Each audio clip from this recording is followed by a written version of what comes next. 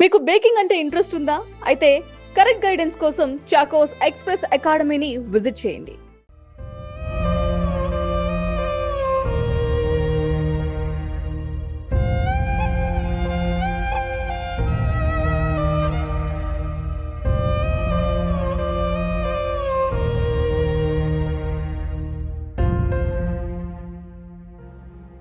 కన్నులలో ఉన్నదేదో కన్నులకే తెలుసు, కలలోన ఉన్నదేదో మనసుకే తెలుసు.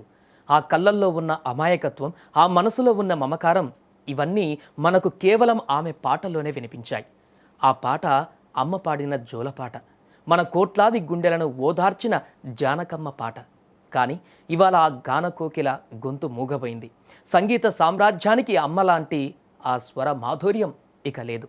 దశాబ్దాల పాటు తన అమృత గాత్రంతో కోట్లాది మందిని అలరించిన దక్షిణ భారత కోకిల ఎస్ జానకి గారు వయోభారంతో అనారోగ్య సమస్యలతో పోరాడి మైసూర్లో కన్నుమూశారు.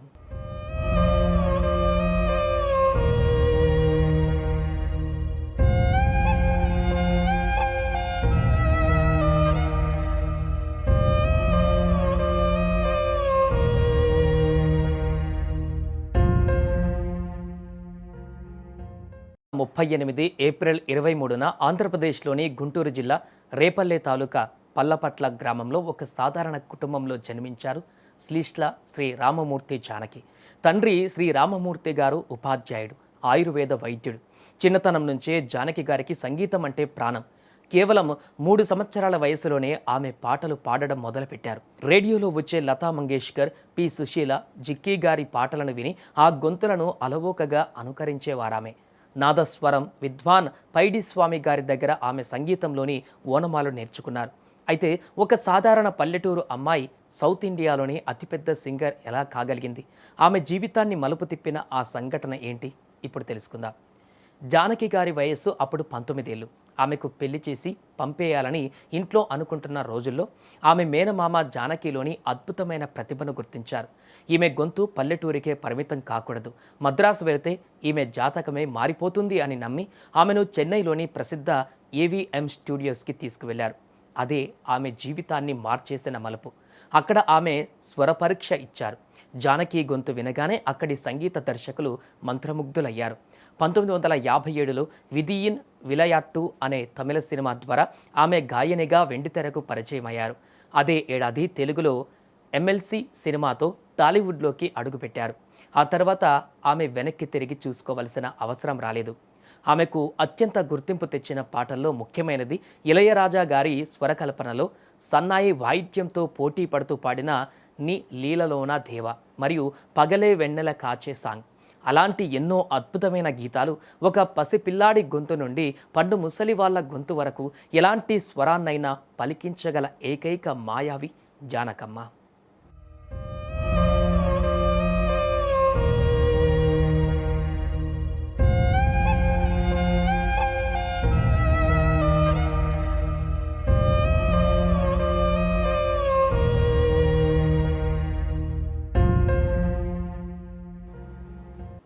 జానకమ్మ సృష్టించిన రికార్డులు వింటే మైండ్ బ్లాంక్ అవ్వాల్సిందే.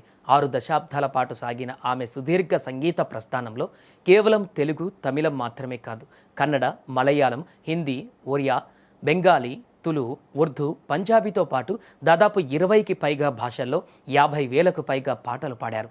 కన్నడ ఇండస్ట్రీలో అత్యధిక పాటలు పాడిన సింగర్గా ఆమె రికార్డు సృష్టించారు. ఆమె ప్రతిభకు దాసోహం అంటూ 4 సార్లు జాతీయ అవార్డులు వరించాయి. వివిధ రాష్ట్ర ప్రభుత్వాల నుంచి ఏకంగా 31 సార్లు ఉత్తమ గాయనిగా అవార్డులు అందుకున్నారు. కేంద్ర ప్రభుత్వం ఆమెను పద్మభూషణ్తో సత్కరించింది. అయితే అవార్డుల కంటే ప్రేక్షకులు ఆమెకు ఇచ్చిన జానకమ్మ, గానకోకిల అనే పేర్లే ఆమెకు ప్రాణం.